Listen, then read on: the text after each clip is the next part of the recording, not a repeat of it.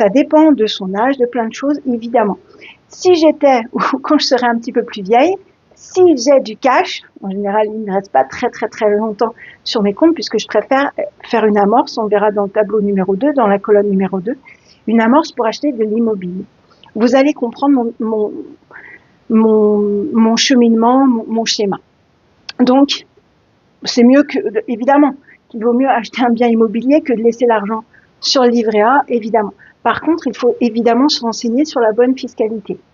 C'est très important. Si on a des enfants, si on veut faire du LMNP, loueur meublé non professionnel, etc., c'est extrêmement important de se renseigner en amont sur ce qu'on veut faire en SCI, et évidemment si on a des enfants, si on souhaite revendre ou pas, si on veut mettre ses enfants plus tard en études ou pas. Ok. Mais par contre, il faut savoir qu'on va évidemment payer beaucoup d'impôts. Si on ne fait rien du tout, par défaut, on va devoir déclarer les revenus que l'on perçoit, pour le coup, les loyers que l'on perçoit,